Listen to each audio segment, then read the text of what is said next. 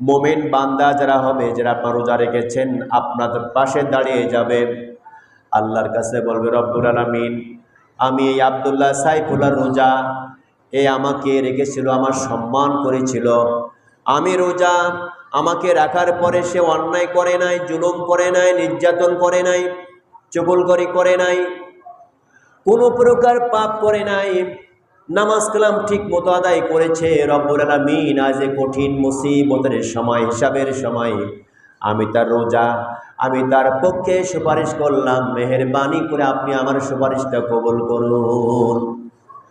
আল্লাহ রব্বুল আলামিন ওই কিয়ামতের কঠিন মুসিবতের কালে যখন আপনার প্রাণ প্রিয় স্ত্রী আপনার কাজে আসবে না, আপনার ভাই পাশে থাকবে না, বাবা পাশে থাকবে না, কেউ যখন কাছে থাকবে না, এই রমজান মাসে রোজা আপনাকে সুপারিশ করে আল্লাহর তাআলার কাছে বলে আপনাকে জান্নাতের মেহমান বানাবে।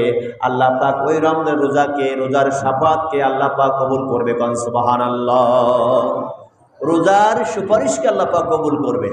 রোজা বলবে, আল্লাহ এই রোজাদার ব্যক্তি আমি তার জন্য সুপারিশ করতে চাই, কারণ এই আব্দুল্লাহ সাইফুল্লাহ ওলিউল্লাহ কলিমুল্লাহ যারা আছে এরা রোজা রেখেছে, রোজা রাখা অবস্থায় সমস্ত পাপ কাজ ছেড়ে দিছে, রোজা রেখে অন্যায় করে নাই, মিথ্যা কথা বলে নাই, সে রোজা রেখে ফাঁকি দেয় নাই, কাজে ফাঁকি দেয় নাই, পরনিন্দা পরচর্চা করে নাই, পিতামাতার সম্মান করেছে, ইজ্জত করেছে, ছোটদের ইজ্জত করেছে, বড়দের সম্মান করেছে।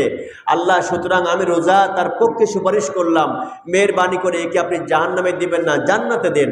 আল্লাহ রাব্বুল আলামিন কিয়ামতের মাঠে ওই রোজার সুপারিশ গ্রহণ করবে এবং ওই ব্যক্তিকে জান্নাতের মেহমান বানাবে। চিৎকার দিয়ে সুবহানাল্লাহ। এই জন্য রোজার পাওয়ার থাকবে।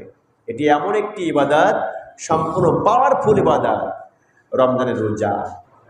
কুরআন বলবে, রব্বুল আলামিন আমি কুরআন, এই আপনার আব্দুল্লাহ সাইফুল্লাহ এরা রোজা তো রেখেছে, রাত জেগে কুরআন তিলাওয়াত করেছে, দিনের বেলায় রোজা রেখেছে, রাতের বেলায় কুরআন তিলাওয়াত করেছে, সুতরাং আমি কুরআন, আমি তার পক্ষে সুপারিশ করলাম, আপনি মেহেরবানি করে আমার সুপারিশ কবুল করুন। কোন সুবহানাল্লাহ।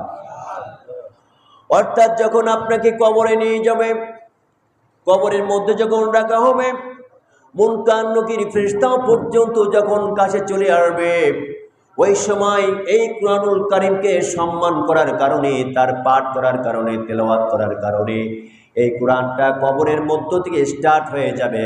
মুনকার নকির শোনো, আমি হচ্ছে আল্লাহর কোরআন, এই বান্দা কোরআনকে সম্মান করেছে, ইজ্জত করেছে, এ এমন একটি বান্দা কোরআনকে কখনো অপমান করে নাই। যদি কেউ কোরআন বিরোধী কথা বলেছে, আমার বিপক্ষে কেউ কথা বললে পরে সাথে সাথে সে চটে গেছে, তার বিরুদ্ধে কথা বলেছে। আমি কোরআন আমাকে সমাজে, রাষ্ট্রে আমাকে বাস্তবায়ন করার জন্য সে চেষ্টা করেছে। আমি কোরআন আমার মাধ্যমে সে বিচার ফয়সালা করেছে, সমাজ চালিয়েছে, রাষ্ট্র চালিয়েছে, তার পরিবার চালিয়েছে। সুতরাং আমি কোরআন এখন তার পক্ষে সুপারিশ করতেছি, মেহেরবানি করে মুনকার নকির তোমরা তার সঙ্গে দুর্ব্যবহার করতে পারবে না। কবরের মধ্যে সেখান থেকে স্টার্ট হয়ে যাবে, কবরের মধ্যে আপনি সাপোর্ট পেয়ে যাবেন কোরআনের। হাসরের মাঠে কোরআন অমনি করে আল্লাহর কাছে, রব্বুল আলামিন আমি কোরআন, এই ব্যক্তি যে এখন আপনার সামনে হাজির হয়েছে আব্দুল্লাহ, এই দিনের বেলায় রোজা রেখেছিল আর রাতে কুরআনুল কারীম আমাকে তেলাওয়াত করেছিল, রাতের ঘুমকে সে ত্যাগ করেছিল। আল্লাহ আমি বড় খুশি হয়ে গেছি, আমি কোরআন আপনার কাছে সুপারিশ করলাম। এই আমি কোরআন আমাকে যেহেতু মহাব্বত করেছে, আমার জন্য সে এত চেষ্টা করলো, আমাকে ভালোবেসেছে যখন, আর আমাকে ভালোবাসার কারণে আমি কোরআন তারপরে খুশি হয়ে গেছি। আল্লাহ আপনি খুশি হয়ে যান, মেহেরবানি করে আপনি তাকে জান্নাতের মেহমান বানায় দেন। কোন সুবহানাল্লাহ। এই জন্য কোরআনকে যারা ভালোবাসবে আল্লাহ পাক তাকে ভালোবাসবে, কোরআনও তাকে ভালোবাসবে। পৃথিবীর বুকে সর্বশ্রেষ্ঠ কিতাবের নাম কি ভাই? আরো জোরে, আল কোরআন। পৃথিবীর বুকে সর্বশ্রেষ্ঠ কিতাব হচ্ছে আল কোরআন, যার মতো কিতাব আর একটাও নয়, যেখানে যেখানে কোনো ভুল নাই, যার মধ্যে কোনো সন্দেহ পর্যন্ত নাই। ভুল তো দূরের কথা, কোনো ভুল আছে কি না এমনও নাই। এই চ্যালেঞ্জ আল্লাহ পাক দিয়েছেন। আল্লাহ পাক বলছেন, যালিকাল কিতাবু লা রাইবা ফীহ। বিশ্বের মানুষ তোমরা শোনো, আমি রব্বুল আলামিন এমন একটা কিতাব নাজিল করেছি, এমন একটা গ্রন্থ আমি নাজিল করেছি আমার বান্দাদেরকে সঠিক রাস্তা দেখিয়ে দেওয়ার জন্য।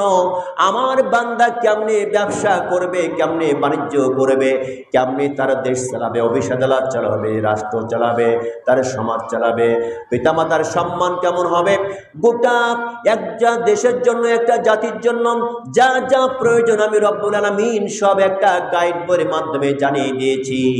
আর সেই গাইড বইটা এমন একটা বই যে গাইড বইয়ের মধ্যে একটা শব্দ কেন, একটা হরফ পর্যন্ত কোনো মিথ্যা নয়, এমনকি কোনো সন্দেহ তার মধ্যে নাই।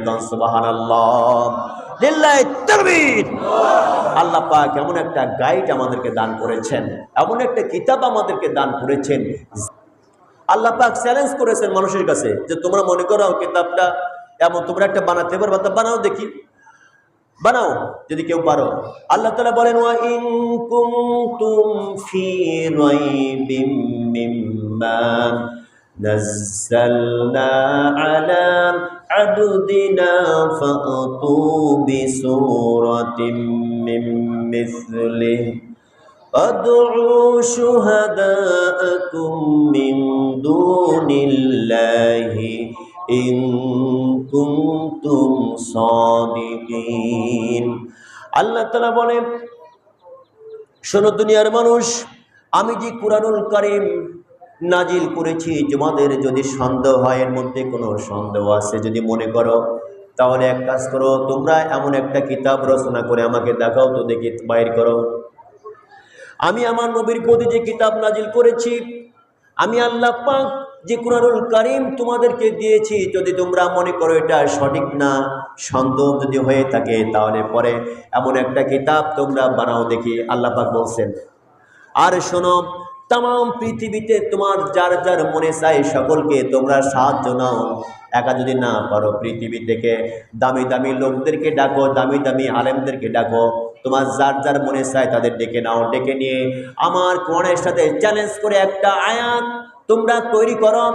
যদি তোমাদের প্রয়োজনে আরো লোক ডেকে ডেকে নাও, যত খুশি লোক ডেকে নাও, আমার এই কোরআনের একটা আয়াতের মতো আয়াত তোমরা একটা তৈরি করে দেখাই দাও দেখি। আল্লাহ পাক চ্যালেঞ্জ করেছেন যে আমি যে কোরআন নাজিল করেছি আমার নবীর প্রতি, এই কোরআন যদি তোমাদের সন্দেহ হয় তা এমন একটা তৈরি করে দেখাও না। পারে নাই। আল্লাহর সঙ্গে চ্যালেঞ্জ করে পৃথিবীর কেউ টিকতে পারে না, কেউ পারবে না। কারণ আল্লাহ হচ্ছেন তিনি যার সাথে পৃথিবীর কোনো তুলনা হয় না। আলহামদুলিল্লাহ, আমরা এমন একজন রবের গোলামি করি, দাসত্ব করি, যিনি হচ্ছেন তাম পৃথিবীর পুত্রে একজনই রব, তিনি হচ্ছেন আমাদের রব। বাকি সব মিথ্যা, সব হচ্ছে জালিয়াতি, যে যা তৈরি করে সব মিথ্যা। শুধুমাত্র আল্লাহ পাক একজন আছেন, তিনি হচ্ছে শক্তিশালী। আল্লাহ পাক বলছেন ইন্নাল্লাহা আলা কুল্লি শাইইন কাদির। নিশ্চয়ই সমস্ত ক্ষমতার মালিক কে? সমস্ত ক্ষমতার মালিক হচ্ছে আল্লাহ। আল্লাহ তাআলা হচ্ছে সবচেয়ে শক্তিশালী। আর পৃথিবীর মানুষ কেউ কেউ বলে সকল ক্ষমতার মালিক হচ্ছে জনগণ, বলে কিনা? কোন কোন দল দেখবেন বলে যে সমস্ত ক্ষমতার মালিক হচ্ছে দেশের জনগণ। নাউযুবিল্লাহ, এটা হচ্ছে কুফরি কথা। এ কথা কোনোদিন মানা যাবে না। কোন মুসলমানের জবান যেটা বাইর হয় না যে সকল ক্ষমতার মালিক হচ্ছে দেশের জনগণ, এটা বলা যায় না। সকল ক্ষমতার মালিক হচ্ছে আল্লাহ, এটা বিশ্বাস করতে হবে। দেখো, বিশ্বাস না করে তার ঈমান হারা হয়ে যাবে, ঈমান থাকবে না। এজন্য সকল ক্ষমতার মালিক আল্লাহকে মেনে তার গুণগান ইবাদত করতে